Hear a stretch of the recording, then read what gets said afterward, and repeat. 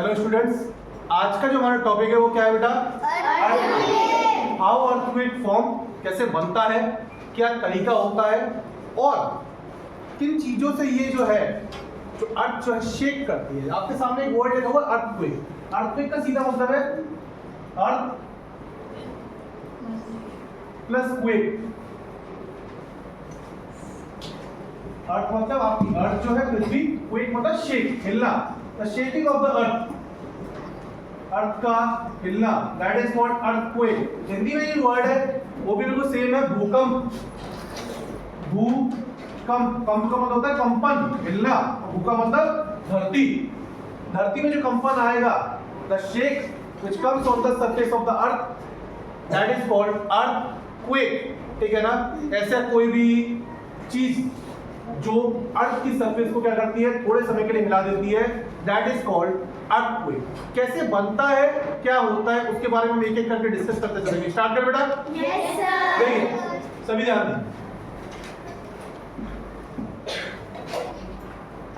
आपकी ये जो है आपके सामने मैंने एक सर्कल लिया है और सर्कल को हम मान लेते हैं अर्थ। क्या मान लेते हैं बेटा?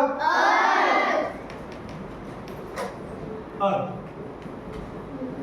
ये जो अर्थ होती है आपकी, ये 3 लेयर में डिवाइडेड होती है। 3 लेयर होती है टोटल। अगर मैं बात करता हूँ अर्थ की सरफेस के नीचे की लेयर की, तो 3 लेयर में डिवाइड होते हैं। Earth has been divided into 3 layers and 3 layers are crust, crust. First layer is crust, second one mantle and third one core। Core का मतलब होता है सेंटर, बिल्कुल बीच वाला भाग। ये बिल्कुल सेंटर में है नहीं। ये जो कोर वाली जो लेयर है वो 2 पार्ट में डिवाइडेड होती है। एक होती है बेटा इनर और एक होती है बेटा आउटर। अर्थ की जो तीनों लेयर है, जिसमें सभी लेयर्स में सबसे ज्यादा अगर किसी मेटल की जो है देखा जाता है, कौन सा मेटल सबसे ज्यादा पाया जाता है, तो सबसे ज्यादा जो मेटल पाए जाते हैं अर्थ के लेयर में उनका नाम है आयरन और निकल। ये सबसे ज्यादा मिलते हैं। और आप ये चीज जानते हैं कि अर्थ की जो कोर है उसका टेम्परेचर ऑलमोस्ट लगभग जैसे सन का टेम्परेचर है, सूरज का टेम्परेचर है, बिल्कुल सेम टेम्परेचर है। इसके ऊपर मैंने आपको एक चीज बताई थी, geothermal energy, the energy which release from the core of the earth. Earth के कोर से जो एनर्जी रिलीज होती है, जो टेम्परेचर रिलीज होता है, उसका यूज हम किस में कर रहे थे? इलेक्ट्रिसिटी को कन्वर्ट करने में, इलेक्ट्रिसिटी बनाने में कर रहे थे ना। Yes sir. जियोथर्मल एनर्जी नाम दिया था। ये जो कोर है, कोर का मतलब है सेंटर वाला पार्ट, ये 2 पार्ट में डिवाइड होता है, एक इनर कोर और एक आउटर कोर। पूरे अर्थ के लेयर में बहुत सारे होते हैं, आपके मैग्नीशियम पे होता है, सोडियम पे होता है, सारे सारे मेटल मिलते हैं, लेकिन सबसे ज्यादा जो मेटल मिलते हैं वो कौन से होता है? आयरन एंड निकल। यहाँ तक कोई प्रॉब्लम बेटा? No sir. कोई डाउट? No sir. अब देखिए अर्थ जो है आपकी, ये वाली जो लेयर है क्रस्ट वाली लेयर, इसके नीचे कुछ रॉक्स वगैरह पाई जाती है। रॉक्स वगैरह होता है चट्टान, और वो कैसी हो सकती है? इवन और अनइवन दोनों तरीके की। ठीक है? ये इवन और अनइवन दोनों तरीके की जो चट्टानें हैं, ये आपकी कहलाती है बेटा टेक्टोनिक प्लेट्स। क्या कहलाती है? इन टेक्टोनिक प्लेट्स की जो संख्या है, जो नंबर है, these are 15। इन 15 में से जो 7 है जिनके बारे में हम जानते हैं, these are majors, और जो 8 है वो कैसी है? माइनर। अब आप कहेंगे सर ये टेक्टोनिक प्लेट्स की वजह से होता क्या है? समझिए गौर से।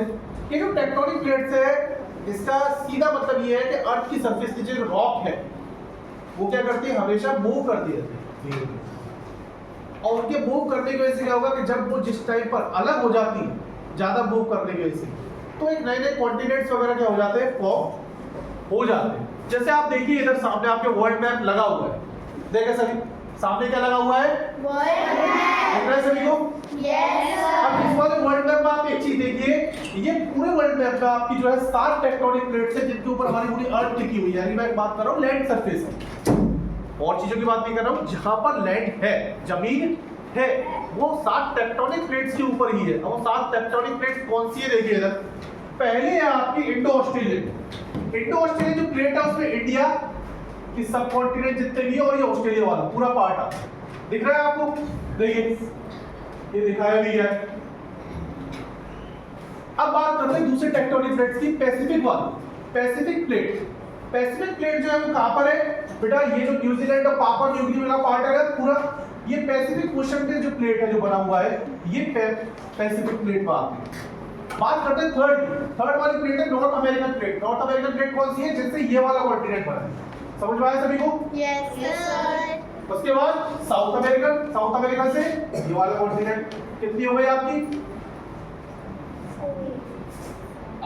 कौन सी हो गई? Indo Australian first, Yes. Pacific second, north American third, Yes. South American fourth, एक है आपके अंटार्कटिक, ये वाली प्लेट, इससे अंटार्कटिक होता है। 5 Five. हो गया ना 5? Yes, sir. इसके बाद में आपकी यूरेशियन प्लेट। यूरेशियन में ये आते हैं यूरोप और थोड़ा एशिया वाला हिस्सा, रशिया वाला। ये किस में आते हैं? पूरे चाइना वाले ये यूरेशियन प्लेट में आते हैं। यूरोप और एशिया की जो प्लेट्स है, जिनके यूरोप और एशिया दोनों अलग होकर बने हैं, वो यूरेशियन प्लेट में आते हैं। अब बात कर लेते हैं लास्ट प्लेट की, जो है अफ्रीकन प्लेट। कौन सी प्लेट? अफ्रीकन, जिसमें ये पूरा अफ्रीका वाला कॉन्टिनेंट अलग होकर बना है। देखो इधर इधर दिख रहा है सभी को? Yes, sir. ये आपके 7 प्लेट्स है, टेक्टोनिक प्लेट, जिनके ऊपर हमारी जो डेड सरफेस है वो टिकी हुई है। आगे समझ में?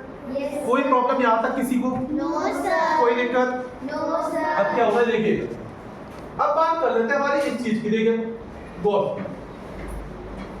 कि ये जो है आपका, देखो ये वाला पार्ट जो है, देखिए इधर सभी दिखाई दे रहा है बेटा सभी को? Yes, sir. देखिए देखिए ये वाला जो पार्ट है, कौन सा? ये मेंटल वाला जो पार्ट है, उसके नीचे कोर।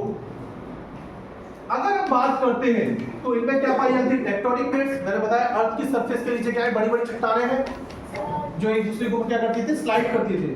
फ्रिक्शन होता है। फ्रिक्शन का मतलब होता है घर्षण, घिसना एक दूसरे से इस तरीके से। जैसे मैं कहूँ मेरा ये हाथ है और ये वाला हाथ है, दोनों एक दूसरे को क्या कर रहे हैं? फ्रिक्शन।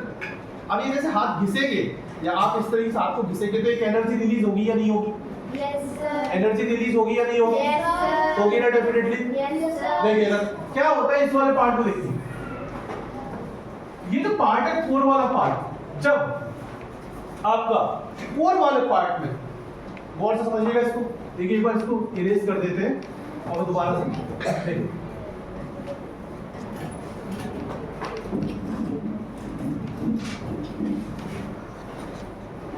ये अर्थ का जो कोर वाला पार्ट है, इसमें जिस सेंटर पे जो एनर्जी रिलीज होती है, देखिए जरा गौर से। देखिए जैसे मैंने यहाँ पे एक सर्कल बना दिया, दोबारा से देखिए। अब गौर से, जैसे मैंने आपसे कहा क्रस्ट के नीचे जो पार्ट है, 3 पार्ट है, क्रस्ट, मेटल, कोर। अर्थ के 3 लेयर है। Yes, और उन sir. तीनों लेयर में नीचे क्या है बेटा? चट्टानें। ठीक है, क्या है? ऐसे ऐसे जो एक दूसरे पे लगी हुई। आया समझ में? Yes, sir. अब ये वाली जो चट्टानें हैं आपस में क्या करती हैं? इस तरीके से स्लाइड करती हैं, क्योंकि टेक्टोनिक प्लेट्स में मूवमेंट जो होती है वो हमेशा होती रहती है। दीस टेक्टोनिक प्लेट्स ऑलवेज मूव्स, ठीक है ना? हमेशा मूव करती है। अब जब एक दूसरे में मूव करेंगी तो बताइए एनर्जी रिलीज होगी या नहीं होगी? Yes, sir. जब वो एनर्जी पॉइंट पे ज्यादा हो जाती है तो वो पॉइंट कहलाता है आपका हाइपोसेंटर। क्या कहलाता है बेटा? Hypocenter. और इस हाइपोसेंटर से ऊपर जस्ट जो पॉइंट होता है दैट इज कॉल्ड एपिसेंटर। ये एपिसेंटर जो होता है ये सीधा कनेक्टेड होगा किससे? अर्थ के अपर वाले प्लेयर से, यानी कि जिस पे हम खड़े हैं। जैसे एनर्जी ज्यादा होती है, टेक्टोनिक प्लेट्स में मूव किया तो एनर्जी ज्यादा होने की वजह से ये एनर्जी क्या आएगी? एक वेव, यानी कि इस तरीके से एक शॉक। शॉक का मतलब होता है झटका, जो वेव की फॉर्म में चलेगा, ऐसे तरंग चलती है ऐसे, ठीक है ना? अब इस तरीके से चलेगी तो अर्थ की सरफेस पर जब ये एनर्जी आती है तो एक शेक फॉर्म करती है, यानी कि एक कंपन बनाती है, and that shake is called earthquake. What we call that shake? Earthquake. धरती का हिलना। A sudden shaking in the surface of the earth is called earthquake. अचानक से धरती के अंदर आया हुआ एक कंपन जो धरती की सरफेस को हिला देता है, वो कहां से आता है? Because of the tectonic plate friction. Tectonic plate जब एक दूसरे टकराती है तो उसके फ्रिक्शन की वजह से, घिसने की वजह से, रिगड़न की वजह से क्या होता है, यहाँ से एक एनर्जी वेव की फॉर्म में ऊपर की ओर जाती है और अर्थ की सरफेस को क्या कर देती है? शेक कर देती है, हिला देती है। That is called earthquake. अब हम बात करते हैं कि सर हम जो नेचुरल डिजास्टर कैलामिटी की बात कर रहे हैं अर्थक्वेक की, क्या इसको पहले से पता लगाया जा सकता है? बिल्कुल नहीं। The earthquake is always unpredictable. आप कभी पता नहीं लगा सकते। क्यों नहीं लगा सकते हैं? देखिए जरा इधर, क्योंकि ये वेव्स कब ज्यादा होंगी और कब कम होंगी ये हमें पहले से अनुमान नहीं है। We are not aware of the waves intensity. जो वेव्स आ रही है सीस्मिक वेव्स, उसकी इंटेंसिटी से हम वाकिफ नहीं है। हम बस ये देख सकते हैं कि हाँ वेव्स हो रही है, उठ रही है, लेकिन ये नहीं पता लगा सकते कि भूकंप कब आएगा। When will the earthquake come? जब भूकंप आएगा तब आएगा, उसके बारे में हमारा कोई जोर नहीं है।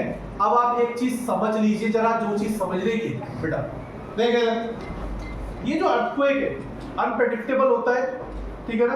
अब ये जो आपको मैंने प्लेट्स बताई है, पहले आपको ये समझ में आ गया अर्थक्वेक कैसे फॉर्म होता है?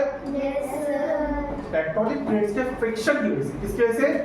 फ्रिक्शन की वजह से। फ्रिक्शन का मतलब रिगड़न की वजह से जो एक एनर्जी फॉर्म होती है वो इस हाइपोसेंटर से होती है एपिसेंटर, जो कि हाइपोसेंटर या फोकस, इसको फोकस भी कहते हैं, इसके जस्ट ऊपर होती है एपिसेंटर, और एपिसेंटर से सीधी होती हुई कहां जाती है? वो अर्थ की सरफेस पे। The sudden shaking in the surface of the earth is called earthquake. आया समझ में यहां तक?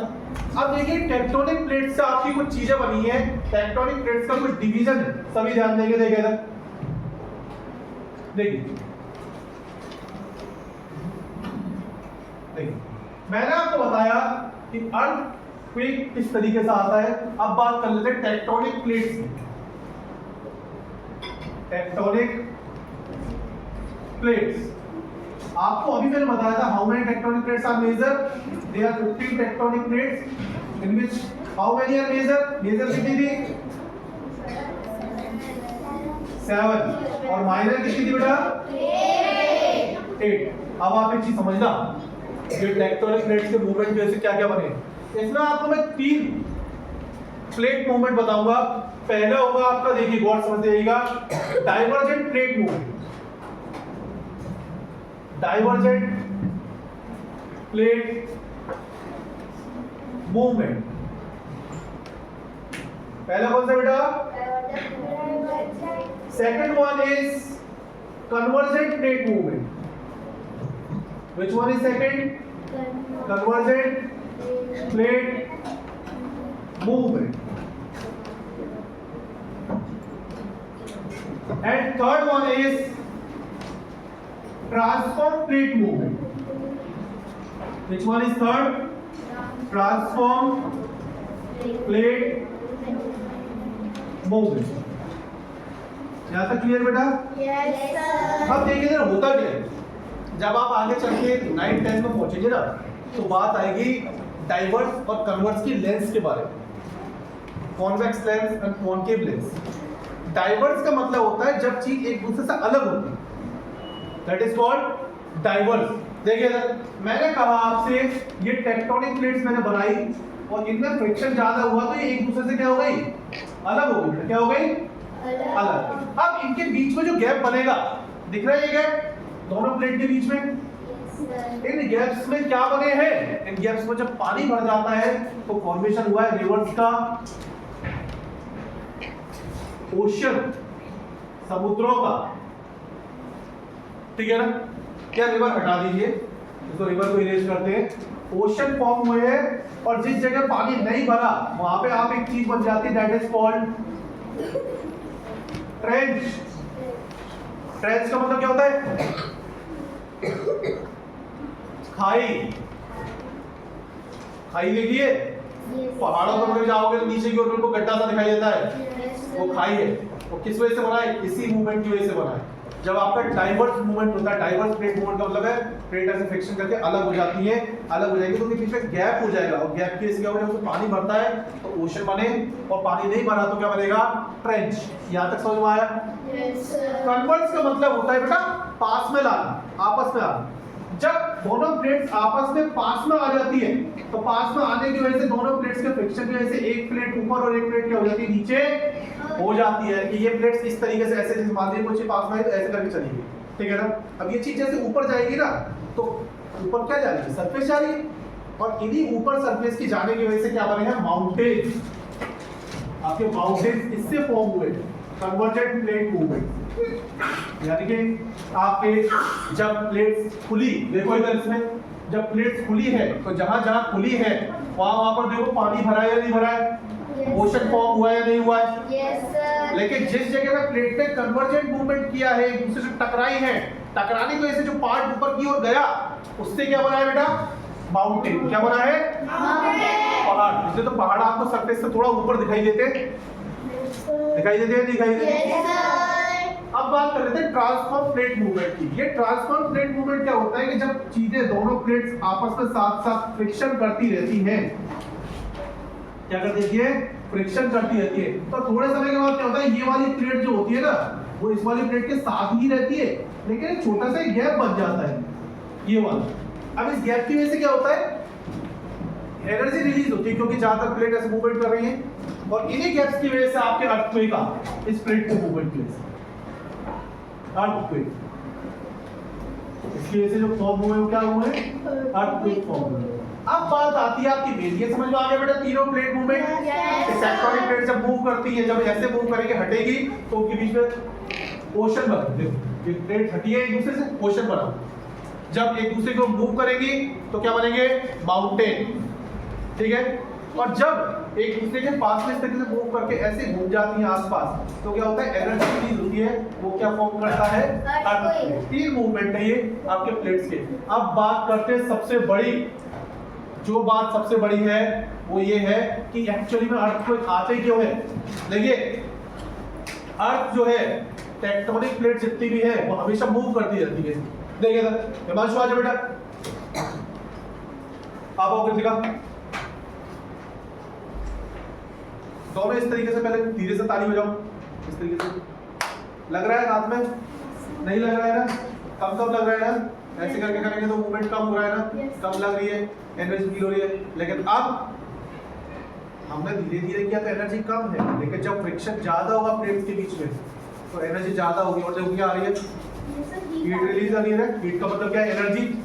यही एनर्जी वेव की फॉर्म में टेक्टोनिक प्लेट्स पर रिलीज होती है, कहां की ओर, एपिसेंटर से अर्थ की सरफेस की ओर, और शेक आता है, ठीक है ना। प्लेट्स मूव करती रहती है तो सब हमें दिखाई क्यों नहीं देती है, या फिर महसूस क्यों नहीं होता। अभी भी प्लेट में मूवमेंट हो रहा है तो अर्थक्वेक आ रहा होगा, बिल्कुल आ रहा होगा। आप जितनी बार चलते हैं अर्थक्वेक आ रहा हो सकता है उसकी इंटेंसिटी कम हो सकती है। अर्थक्वेक डिपेंड किस पे करता है, इंटेंसिटी पे। मैंने कहा हिमांशु है, हिमांशु में ऐसे कहा हिमांशु, अब हिमांशु की धीरे लगेगी, लेकिन जब थोड़ा सा तेज करूंगा तो हिमांशु के क्या लगेगी, तेज लगेगी। एंड डिपेंड ये मेरा थप्पड़ भी किस चीज पे कर रहा है हिमांशु के लिए, इंटेंसिटी पे, कि मैं किस इंटेंसिटी से उसको मार रहा हूं, धीरे या तेज। तेज मारते हैं तो जैसे अर्थक्वेक होता है वो आता है, और धीरे करते हैं तो अर्थक्वेक आ रहा होता है, लेकिन वो क्या होता है, माइल्ड अर्थक्वेक होता है, जिसके हमें कोई भी भनक नहीं होती। सेम उसकी तरह ट्रेन जब आपकी धीरे से चल रही होती है प्लेटफॉर्म पे से, तो हमें पता भी नहीं पड़ता ट्रेन चल रही है, लेकिन जब ट्रेन स्पीड में होती है तब इस तरीके से चलते हैं ना। आया कि नहीं आया समझ में? अब आया अर्थक्वेक के बारे में समझ में, क्या होती है प्लेट्स के बारे में समझ में आया, सारी चीजें समझ में आया। ठीक है बेटा, थैंक यू।